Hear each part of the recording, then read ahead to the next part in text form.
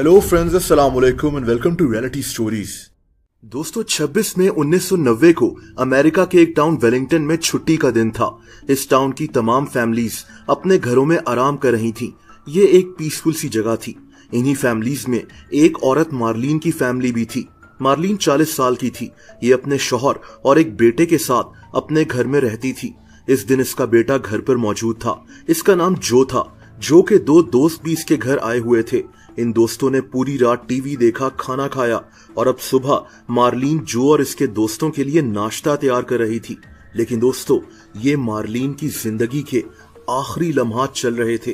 कुछ मिनट्स बाद एक ऐसा वाकया हुआ जिसने इस टाउन के लोगों को हिला कर रख दिया। सुबह के तकरीबन 11:15 बजे मार्लिन के घर के दरवाजे को किसी ने नॉक किया। कोई जोर जोर से इसका दरवाजा बजा रहा था। मार्लिन भागी भागी दरवाजा खोलने गई तो इसने एक अजीब मंजर देखा। बाहर एक क्लाउन खड़ा हुआ था। इस क्लाउन के हाथ में कुछ बलून्स थे और एक फूलों से भरी हुई बास्केट थी। मार्लिन को समझ नहीं आ रहा था कि ये क्लाउन इसके घर के बाहर क्या कर रहा है। इसको लगा जैसे कोई क्लाउन बनकर इसको तंग करने आया है। लेकिन दोस्तों, अचानक इस क्लाउन ने जेब से एक गन निकाल ली। इसने मार्लिन के मुंह पर गन तानी और गोली चला दी। गोली की आवाज सुनकर जो और इसके दोस्त भागते हुए दरवाजे पर पहुंचे, लेकिन तब तक वो क्लाउन एक गाड़ी में बैठकर वहां से भाग चुका था। मार्लिन की मौत हो गई थी। जो को यकीन ही नहीं आ रहा था कि इसकी मां इस दुनिया से जा चुकी है। दोस्तों, पुलिस फौरन मार्लिन के घर पहुंच गई। मार्लिन के 2-3 पड़ोसियों ने इस क्लाउन को मार्लिन पर गोली चलाते हुए देखा था। इन्होंने पुलिस को जब बताया कि एक क्लाउन ने मार्लिन को कत्ल किया है तो पुलिस भी हैरान रह गई। क्या ये कोई सीरियल किलर था जो क्लाउन बनकर लोगों को कत्ल करना चाहता था? ये केस बहुत लंबा चलने वाला था, लेकिन 27 साल बाद जाकर पुलिस ने इस क्लाउन को पकड़ लिया था। दोस्तों, जिस गाड़ी में ये क्लाउन भागा था, इसी से मिलती जुलती एक गाड़ी पुलिस को वहां के एक ग्रोसरी स्टोर के सामने खड़ी हुई मिल गई थी। कोई इस गाड़ी को छोड़कर जा चुका था। इस गाड़ी के अंदर काफी सारे इंसानी बाल गिरे हुए थे। ये बाल पुलिस ने सबूत के तौर पर इकट्ठे कर लिए थे। ये वही गाड़ी थी जिसमें वो क्लाउन बैठकर भागा था। ये गाड़ी भी चोरी की थी। खैर, पुलिस ने अब इस टाउन के कॉस्ट्यूम शॉप्स को विजिट करना शुरू कर दिया कि शायद इसी किसी शॉप से उस क्लाउन ने अपना क्लाउन का आउटफिट खरीदा हो। देखिए, ये 1990 का साल था। उन दिनों सिक्योरिटी कैमरास वगैरह हर जगह नहीं लगे होते थे, तो पुलिस के लिए इस केस को सॉल्व करना आसान नहीं था। ये छोटे छोटे सबूत ढूंढ रहे थे जिनको इकट्ठा कर ये उस क्लाउन को पकड़ सकें। बहरहाल, पुलिस को बहुत जल्द एक बड़ी लीड मिल गई जब एक कॉस्ट्यूम शॉप की मालकन ने पुलिस को बताया कि कुछ दिन पहले इसी की दुकान से क्लाउन का एक कॉस्ट्यूम खरीदा गया था।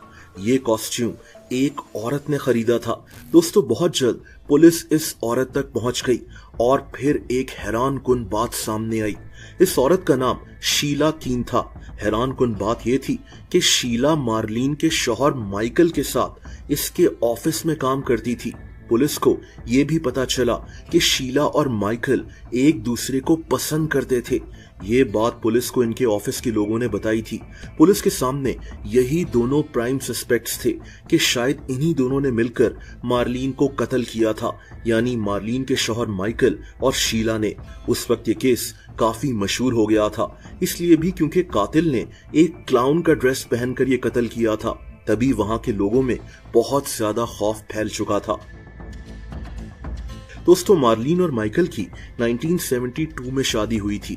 ये मार्लिन की दूसरी शादी थी। इसके 2 बेटे इसकी पहली शादी से थे, लेकिन 1988 में इसके एक बेटे जॉन की मौत हो गई थी। माइकल वैसे तो मार्लिन और इसके बेटों का बहुत ख्याल रखता था, लेकिन पिछले कुछ सालों में इसका रवैया काफी तब्दील हो गया था। इसकी वजह शायद वही औरत शीला थी जो इसके ऑफिस में इसके साथ काम कर रही थी। माइकल और मार्लिन की शादी खराब हो रही थी, यहाँ तक कि मार्लिन माइकल से अलहदा होना चाहती थी, लेकिन माइकल ऐसा नहीं चाहता था। असल में मार्लिन की कई प्रॉपर्टीज थीं जो मार्लिन के नाम पर ही थीं। हाँ, अगर मार्लिन की मौत हो जाती तो ये प्रॉपर्टीज इसके शौहर माइकल की हो जानी थी। पुलिस के सामने अब ये सारा केस क्लियर हो रहा था। इन्होंने फौरन माइकल और शीला को अपनी तहवील में ले लिया और पुलिस इनसे सवालात करना शुरू हो गई। लेकिन मसला ये था कि पुलिस के पास इनके खिलाफ कोई ठोस सबूत नहीं था। पुलिस ने पूरी कोशिश कर ली कि इन दोनों को अरेस्ट कर लिया जाए, लेकिन ऐसा नहीं हो सका। माइकल और शीला आजाद घूम रहे थे। इन दोनों ने बाद में शादी भी कर ली थी और कानून के मुताबिक मार्लीन की सारी प्रॉपर्टी अब इसके शौहर माइकल के नाम हो चुकी थी। माइकल, जो एक कार शोरूम का मालिक था, बाद में ये एक फ्रॉड के जुर्म में 3 साल के लिए जेल भी चला गया था। बाद में माइकल और शीला ये टाउन छोड़कर चले गए थे। ये दोनों अब एक शहर एबिंगडन में रहना शुरू हो गए। वहां इनका एक रेस्टोरेंट था और शीला ने अपना नाम भी तब्दील कर लिया था। इसका नया नाम डेबी था। दोस्तों, इस वाकये को अब 24 साल गुजर गए थे, लेकिन मार्लीन का बेटा जो अपनी मां के कत्ल को कैसे भूल सकता था। ये अक्सर पुलिस स्टेशन कॉल करता और बकायदा चीखना शुरू हो जाता था। और दोस्तों, फिर कुछ हैरानकुन हुआ। 24 साल बाद 2014 में पुलिस ने इस केस को रीओपन कर दिया। असल में अब पुलिस के पास डीएनए टेक्नोलॉजी मौजूद थी और पुलिस उन केसेस को सॉल्व करने की कोशिश कर रही थी जो कई सालों से अनसॉल्व थे। इन्हीं केसेस में मार्लीन के कत्ल का केस भी शामिल था। दोस्तों, पुलिस को जो बाल उस गाड़ी से मिले थे वो अभी भी पुलिस के पास ही मौजूद थे। पुलिस ने डीएनए टेक्नोलॉजी यूज कर पता लगा लिया कि ये बाल असल में शीला के ही थे और यूं 2017 में जाकर पुलिस ने फाइनली शीला को गिरफ्तार कर लिया, मार्लीन के कत्ल होने के 27 साल बाद। शुरुआत में इस औरत ने इस कत्ल से इनकार कर दिया। ये केस 6 साल तक मजीद चलता रहा और 2023 में जाकर शीला ने फाइनली अपना जुर्म कबूल कर लिया। इसके शौहर माइकल पर इस कत्ल का जुर्म साबित नहीं हो सका। शीला ने बताया कि माइकल इस जुर्म में शामिल नहीं था। ये माइकल से शादी करना चाहती थी और जानती थी कि अगर इसने मार्लीन को कत्ल कर दिया तो सारी प्रॉपर्टी भी माइकल के पास आ जाएगी। और तभी इसने एक क्लाउन बनकर मार्लीन के घर जाकर इसको मार डाला। ये क्लाउन इसलिए बनी थी क्योंकि इसको क्लाउन्स बहुत अच्छे लगते थे।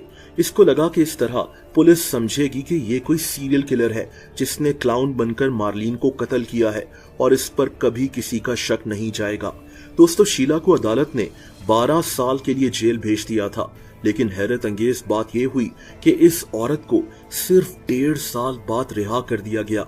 इसकी एक वजह यह थी कि ये पहले ही 7 साल से पुलिस कस्टडी में थी, क्योंकि ये 2017 में अरेस्ट हुई थी। इसकी बाकी की जो सजा बची थी वो इसके अच्छे बिहेवियर को देखकर माफ कर दी गई और यूं कत्ल करने के 27 साल बाद पकड़ी जाने वाली शीला ने टोटल 8.5 साल जेल में गुजारे और अब ये रिहा हो गई थी। इस फैसले के वक्त मार्लीन का बेटा जो भी अदालत में मौजूद था और ये चीख रहा था कि इसको पूरी तरह से इंसाफ नहीं मिला। दोस्तों, अगर आप मुझे इंस्टाग्राम पर फॉलो करना चाहें तो उसका लिंक नीचे डिस्क्रिप्शन में मौजूद है।